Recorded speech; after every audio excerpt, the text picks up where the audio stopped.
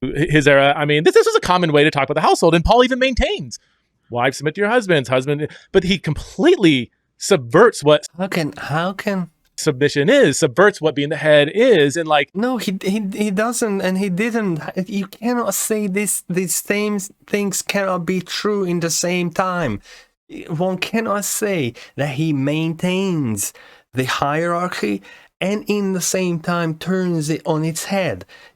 Just think about this. This is not true. This is a lie. This cannot be true. One cannot maintain hierarchy and in the same time turn it on its head. That cannot be true. That's an oxymoron. In the same time, the two cannot be true. This is a lie. This sounds good. It does sound good, but doesn't make sense, and it's not true. And again, I want to show you this. In Mark 7:7, howbeit in vain do they worship me, teaching doctrines, the commandments of man. This is Yahushua Mashiach.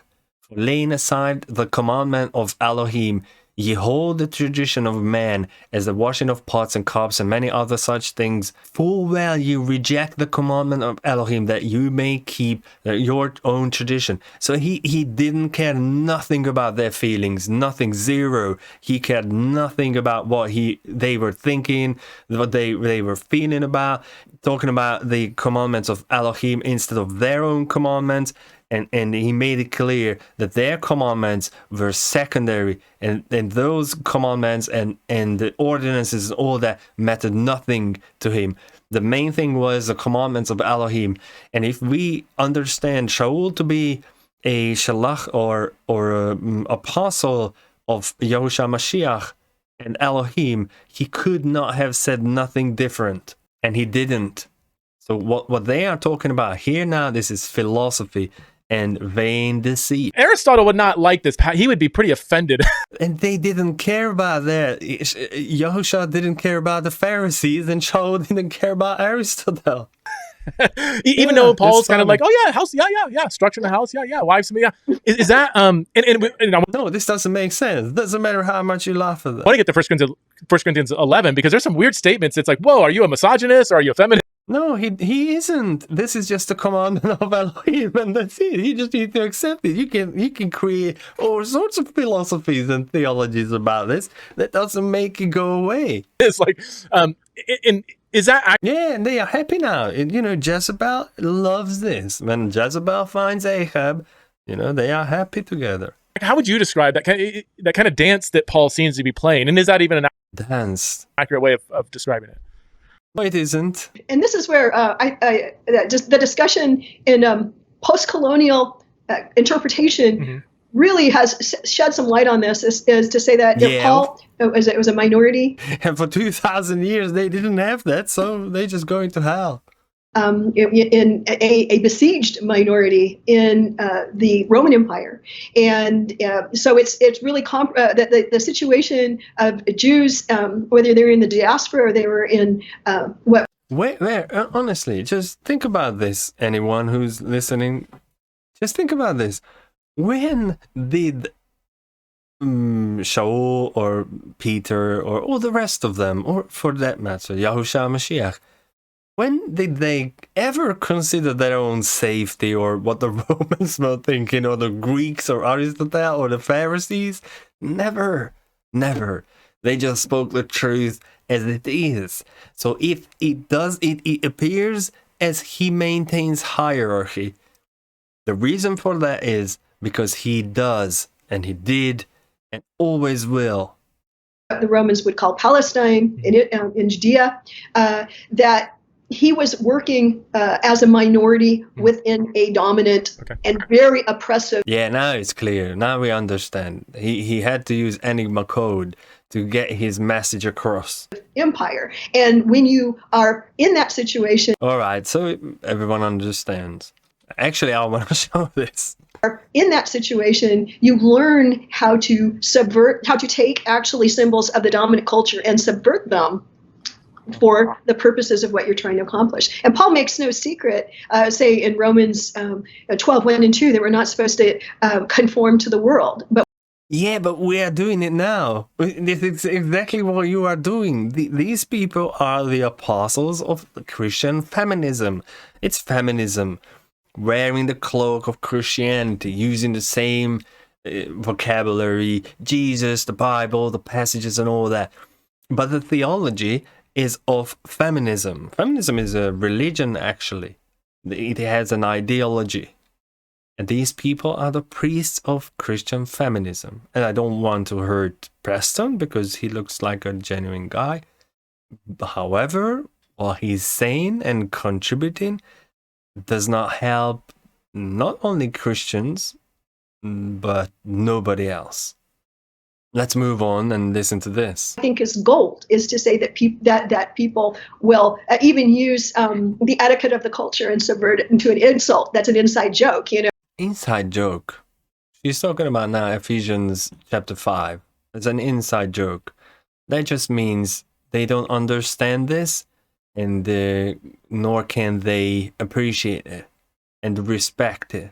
Because one just cannot talk about Ephesians 5. None of the scriptures, I think, nobody should talk in this manner, as if it's a comedy or inside joke, when it is so beautiful as we just read it before. I want to just read it again. For we are members of his body, of his flesh and of his bones. For this cause shall a man leave his father and mother, and shall be joined unto his wife, and the two shall be one flesh. This is a great mystery, but I speak concerning Mashiach and the ecclesia, or the church.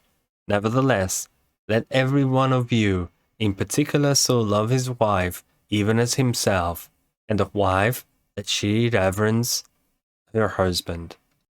How can this be an inside joke and turning upside down the views of the culture of that day? This has nothing to do with Greek culture, Romans, but nobody. This is Abba Yahuwah. This is how he imagined family. And two people coming together to work together to build a house and a name for the esteem of their creator, who is him. There's no inside joke here. There's no turning around, no hierarchy and nothing. How they cannot understand, that is a great mystery, however. And this is the problem. There are so many faces to the devil, and this is just one of them. Funny, and it's light, easygoing, and it appears that it is harmful, but it's not. You know, these kinds of things.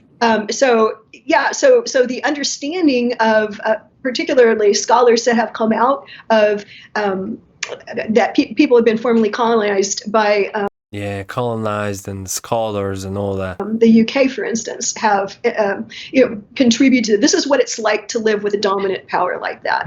Yeah, okay, thank you. Now, once more, he's trying to understand her logic, which basically is illogical. Would you sum it up? Say that Paul is maintaining that wives submit to husbands? Yes, you are right. Do not let yourself be convinced by these lies. This is the truth. What are you saying now? Not husbands submit to wives? Yes, now, so we understand that Shaul does keep the hierarchy as it is. Wives, submit to your own husbands, and husbands, do not submit to your wives. Yes, but now, here comes the but. But he's redefining what submission is. And yeah, now, okay, so, yeah, submit, but submit doesn't mean really submit, it means something else. So submission, if submission doesn't mean to put under, as hypotasso means to put under, order under. So he doesn't define nothing new and nothing else. In terms of husbands, yeah, you should be a servant to your home and put yourself under their interests. However, the wife should put herself under her husband's authority and revere him. Whilst he loves her, she reveres him. And then his command to love your wife almost becomes, I don't want to say practical submission, but I mean, there is a mutuality built into the passage. Yes, there is, in certain degree. Yeah, there is. But that doesn't mean that we. I just struggle with. Yeah, of course. You understand. Just everybody understand this. Of course, he struggles because this doesn't make sense. Doesn't make sense. That's why he struggles. You cannot say you maintain hierarchy and in the other sentence or the same sentence other part you say, oh, this is totally upside down and submission doesn't mean submission no more. So submission is either submission or not. But if it doesn't mean that, it cannot maintain hierarchy. This is why he cannot understand. But he has to, because she's with him and he wants to see the world the way she sees it, because the spirit of Jezebel looks for the spirit of Ahab, and when she finds it, she subverts him, as we see it now. In the New Testament, husbands are never commanded to submit to their wives. Like, that term is never never used there. Children aren't commanded, or parents aren't commanded to submit to your children, masters, slaves, but you do see the relationship still one of reciprocity. How would you navigate that? Yeah, you cannot understand this, Preston. You cannot navigate that because that's not true. You are on the right path. Forget this. Just forget what she's saying. Otherwise, the spirit of Jezebel will win. Tension. Right. Well, here's the deal. The thing they don't realize is that they take what we don't realize. Help us. These passages as Paul making comments on society as a whole. Okay. And what he was really doing is he wasn't challenging the authority structures. Yeah, he didn't need to. He cared nothing about the authority structures. Understand something. Shaul wasn't saving the world. He wasn't trying to change the world. He was trying to help people who wanted to follow Yahushua Mashiach, Jesus.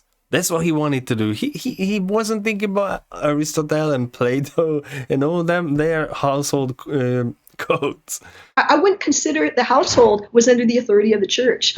The household was under the jurisdiction of the Greco-Roman Empire, and it wasn't. And that was one of the things that they said. That was one of the building blocks of their hierarchy. It's the most. It always is. Every society is built on families. This is why our society looks the way it does, because feminism and the emancipation of women and the strong independent women and all the weak men who just there to support their wives and do what she wants to do doesn't work. Basic foundational things. Things go wrong in the home. You have defied the husband to blame. I tell you that. The empire. You have to right down to sexual positions. Yeah, of course. This is the tales and the fables and the myths and the Jewish tales. What Shaul was writing about sexual position. No one knows nothing about this. There's no proof of none of this. What she's saying now. Yeah. It was very serious business, and so he's giving instructions on how you navigate your faith and following Christ within these social relationships that he had no control. No, he was just telling them how Elohim wants you to live. He wasn't considering nothing about Greco-Roman culture and nothing. He was just explaining, look, listen, this is how Yahuwah, Elohim, God wants you to live.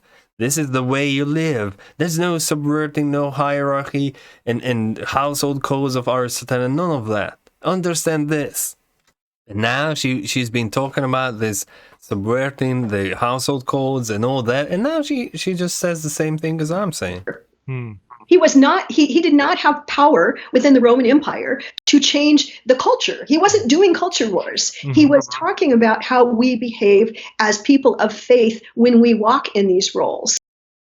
Until now, she said that all these household codes and Greco-Roman things and all that. Now she's saying the exact opposite. And so that's a huge distinction. And so he's not saying I'm changing the culture. He's saying here's where the culture is, and therefore I just told you to mutually submit. So how is it going to look like? How's that going to look like in these authority relationships? Yeah, bang, spot on. Now we agree. So why did it take half an hour to get to this point when both of them were talking about the exact opposite of this? Now there's a new thought enters, I think. In terms of it's the one who has the power that makes the bigger adjustment. All right, so the one who has the power subverts now. In these commands, as it should well be, because yeah, it should be. So the one who has the power makes a bigger adjustment. Let's see who they are. Within the culture, no question that women are supposed to submit, children are supposed to submit. And yeah, but now children don't supposed to submit to their parents, or what now? above all, slaves are and now even slaves supposed to submit. And if he were telling slaves, and also, but understand, this is not the slavery we understand the slavery to be from the United States in terms of the transatlantic slave trade. This is a different kind of slavery. This is servitude. Not to submit, that would undermine Christianity as a whole. It probably would not have lasted. Right. Yeah. Instead of saying, yes, you guys submit. In fact, you're doing it right. In fact, you're my role models. You're my heroes. And now, yeah, exactly the way they should. Who she's talking about now? Women, children, and the servants or slaves. They should submit. This is what she just said, and she agrees now. people in authority, you observe their behavior and you model that. I'm not taking you out of authority. If he did, there'd be trouble. Yeah, now listen. Authority means there are people who subordinate to you. This is what authority means. If you leave husbands and slave masters and parents in positions of authority, by default, there are going to be subordinates. And these subordinates, she just listed: wives, children, servants or slaves. A wife is subordinate to her husband. That's it. You cannot. This is twisting the words so they can eventually mean something like what she wants them to mean. And that's the typical method of the adversary, actually. But within that relationship, you can still have the mind and the action of Christ. So here. And now Preston goes back again and wants to clarify again the same thing, because this doesn't make sense to him, but he must accept it in his brain, because the two spirits now at war in his brain. Spirit and the theology of Jezebel and the truth is warring in his mind now. Then he, that sets up everything. Then he goes into 3 different sets of relationships: wives, husbands, children, parents, slaves, masters. Would you say that he's still using the familiar terminology? See? Familiar terminology to the Greco-Roman environment, but as he describes these 3 sets of relationships, like the content of the description is almost subtly describing mutual submission without using the term submit. Like he's not saying math. Now, we talked about this earlier on 10 minutes ago. He tried and he tries it again because this doesn't make sense. Submit to your slaves, but the way he just reorients the relationship, he kind of is getting at that without using the language. No, he doesn't, Preston. He doesn't. Not at all. He doesn't. She wants you to think this, but the text says something different. And this is a perfect example, a prime example.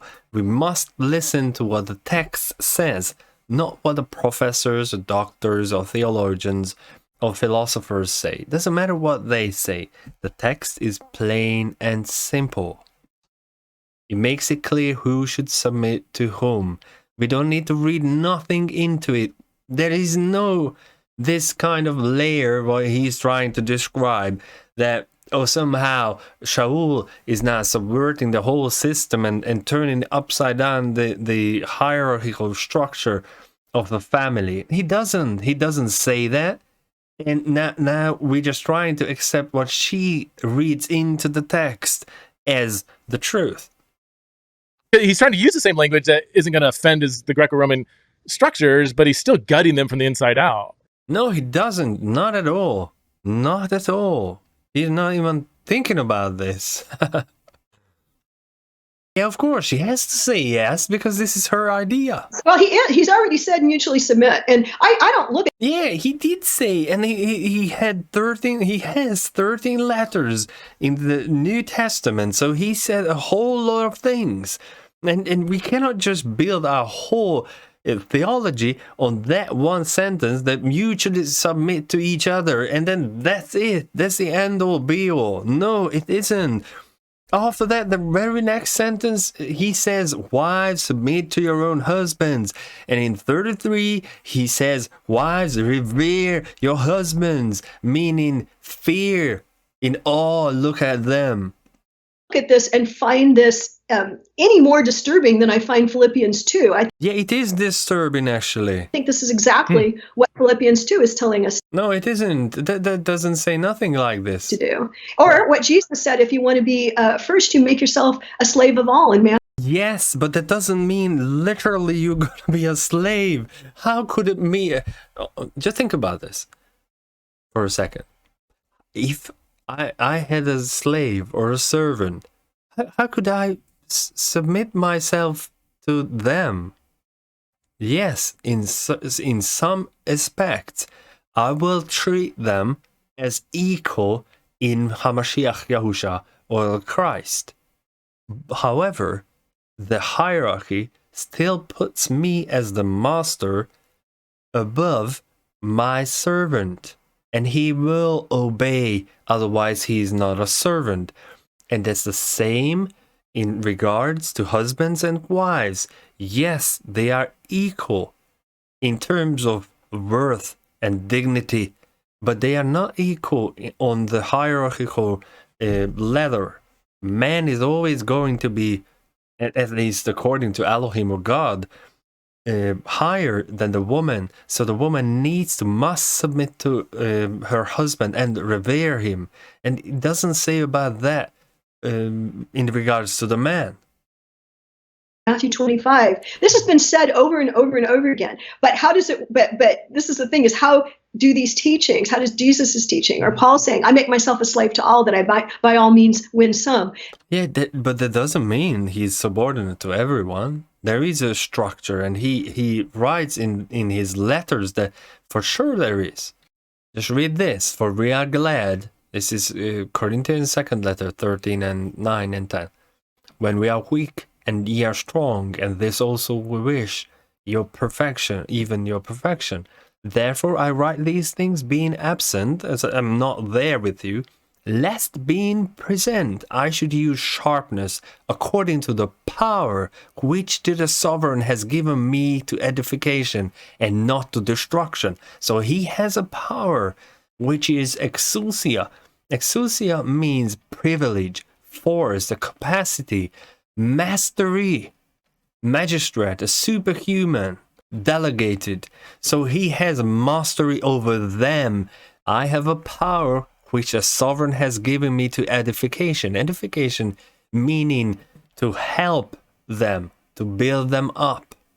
Confirmation, to help them, not to destroy them. So there is a hierarchy. And yes, he's a servant to everyone, but not in the sense she wants it to be. As a wife is a servant to her husband. Of course not a slave, but still. Right. How does this work out within these authority relationships within the culture? And that's what he's doing with these household codes, is he's helping them navigate the culture. No, this is not the case. Just understand this. I say again, he wasn't thinking about the culture and their household codes. What he wanted to do is give them the way Elohim, God, wants them to live. This is what he wanted to do, and this is what he did.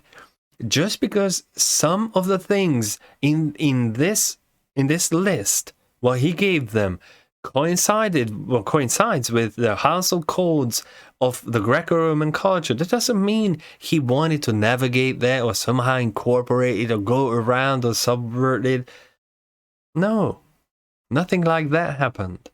And it is very sad that a professor and doctor can just go and write books about these things and spread all these falsehoods. So at this point, I think I'm just going to stop. Thank you for your attention, and I'll continue whenever I'll have time. And all praises to Yahuwah, Hallelujah, and Shalom.